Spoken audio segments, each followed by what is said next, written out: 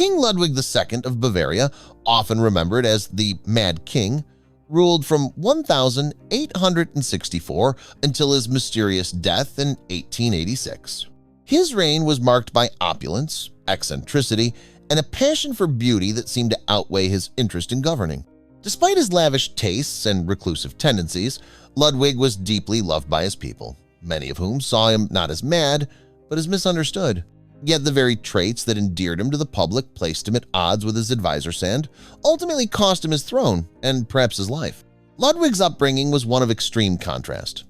Born on the 25th of August, 1845, in Nymphenburg Palace, he was the eldest son of King Maximilian II and Queen Marie of Prussia. As crown prince, Ludwig was groomed from an early age to assume the throne. His education was rigorous, his days structured and filled with lessons in politics, military tactics, languages, and statecraft. But beneath the formal training, Ludwig was a sensitive and imaginative boy who gravitated toward literature, music, and mythology. He idolized the German composer Richard Wagner from a young age and immersed himself in the romantic tales of Parsifal and Lohengrin. Despite this royal education, Ludwig never displayed the traits his tutors and statesmen deemed essential for a strong ruler. He was introverted, dreamy, and obsessed with fantasy. Practical politics bored him, confrontation repelled him. Yet, in spite of their concerns, Ludwig's destiny was sealed. When his father died unexpectedly in 1864, the 18-year-old prince was thrust into the role of king with little preparation and no real desire to rule. One of Ludwig's first acts as king was to summon his idol, Richard Wagner, to Munich. He saw Wagner not only as a genius composer but as a spiritual guide. The two men quickly formed a deep and intense friendship bond that sparked rumors from the start. Wagner was in his 50s, charismatic and flamboyant, while Ludwig was a shy, poetic youth. Their letters to one another were florid and emotional, speaking of destiny and soul connections. Though Wagner was married and maintained other relationships, the nature of his bond with Ludwig remains a matter of speculation. What is undeniable is Ludwig's unwavering devotion. Ludwig financed Wagner's work with staggering generosity. He paid off the composer's debts, funded his operas, and even built a special theater in Bayreuth for the performance of Wagner's epic music dramas. But this favoritism did not sit well with Ludwig's ministers.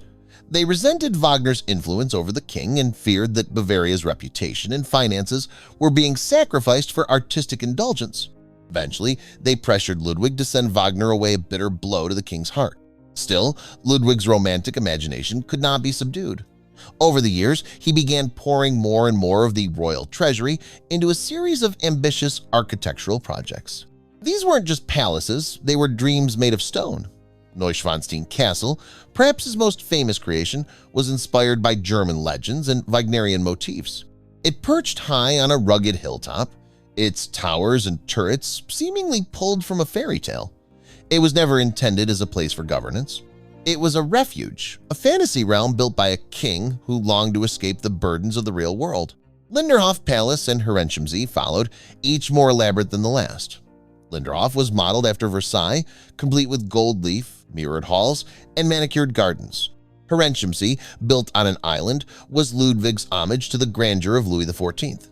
But while Versailles had been a seat of power, Ludwig's version was empty of courtiers and political purpose. It was art for art's sake. With each passing year, Ludwig became more withdrawn, more consumed by his visions. He avoided public appearances and held court at night. He wrote long, passionate letters to many admired. He preferred the company of artists and dreamers to ministers and military men, and as his debts ballooned, the whispers of madness grew louder. By the early 1880s, Ludwig's reign was spiraling. His building projects had plunged Bavaria into financial crisis. The government was effectively running without him, as he refused to attend meetings or sign documents unless they concerned the arts. His ministers, desperate to protect the monarchy from collapse, plotted a radical solution. They would have the king declared insane and remove him from power. To accomplish this, they enlisted the help of Dr. Bernhard von Gudden, a renowned psychiatrist. Von Gudden never once examined Ludwig in person. Instead, he based his diagnosis on statements from disgruntled servants and court officials. In June 1886, armed with this controversial declaration, the conspirators made their move. Ludwig was arrested and brought to Berg Castle under heavy guard. The nation was stunned. Though unconventional, Ludwig had never harmed his people. He had not waged war, imposed tyranny, or enacted cruel laws. His only crime, many believed, was dreaming too vividly. To the Bavarian people, his ousting felt like a betrayal. They mourned the fall of their fairy tale king. Then, just 2 days later, tragedy struck. On the 13th of June, 1886, Ludwig went for a walk along Lake Starnberg with Dr. von Gutten. They were never seen alive again. That evening, their bodies were discovered in the shallow waters of the lake. The official report claimed Ludwig had drowned, possibly after killing the doctor in a fit of insanity, but the evidence didn't add up. Ludwig had no water in his lungs. Von Gutten's body bore signs of a struggle. Some witnesses reported hearing cries near the lake. No one knows what truly happened. Speculation has never ceased. Some believe Ludwig tried to escape and was killed by guards. Others suspect political assassination. Perhaps his removal was never meant to end with exile. There are even theories that Ludwig faked his death and fled, living in secrecy under a false name. While none of these accounts have been confirmed, they add to the legend. In the years since his death, Ludwig's image has undergone a transformation. No longer dismissed as a mad recluse, he is celebrated as a visionary. His castles draw millions of visitors each year. Neuschwanstein, in particular, has become an icon immortalized by Disney, admired by architects, and cherished by romantics. It is a monument not only to Ludwig's aesthetic genius, but to the idea that beauty has value even when it defies practicality. Historians still debate Ludwig's mental health. Was he schizophrenic, bipolar, or simply introverted, queer, and too sensitive for the brutal political landscape of 19th century Europe? He lived in a time when deviation from the norm, especially in royalty, was dangerous. His failure to conform made him vulnerable. His need for beauty made him suspect. But perhaps the truth is simpler. Ludwig was a king who longed to be an artist. He ruled a kingdom, but he belonged in a world of myth and music. His castles were not palaces of power, but temples of the soul.